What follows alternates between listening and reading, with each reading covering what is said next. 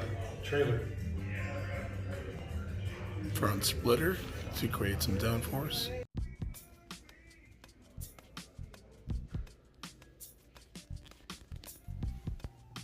HRE wheels to lighten up the load.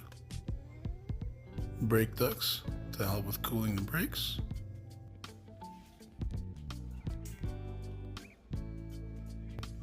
Quick release hood pins to easily remove and service.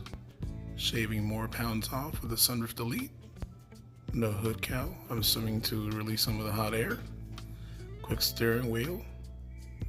The whole steering column is gone, the whole dash is gone. Only what's needed is there. One of those is oxygen for the driver while he's up in the elevation so he can breathe.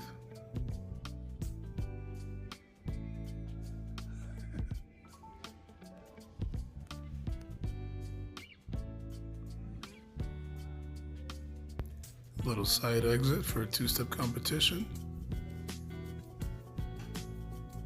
And some sticky boys. It's an EFR. From Warner. I'm not sure which model, but it's an EFR. And of course, a big old wing for downforce up the hill.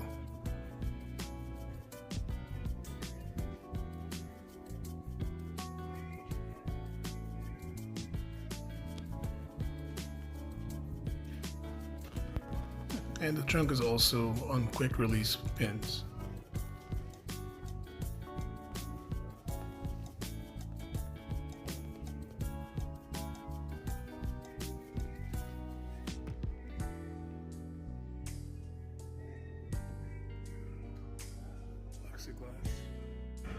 That is nuts.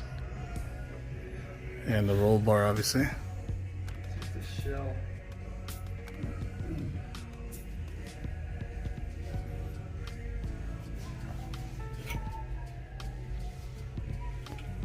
Good old seat delete.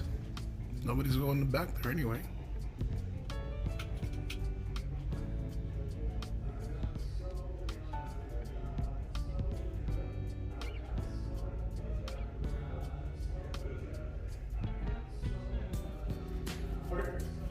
That is nuts.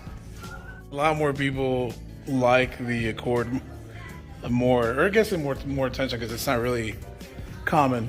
Right. Well, they don't know what the S2000 is, probably. This is so cool. But yeah, so no, so what I'm thinking on that though, online, is I'm just debating on, since I'm already in there anyways, do I just go ahead and, the problem is I already bought the stock pistons for like the stock size. So it didn't really let me video any of the engine based stuff, but I was able to take these pictures so you guys can enjoy them.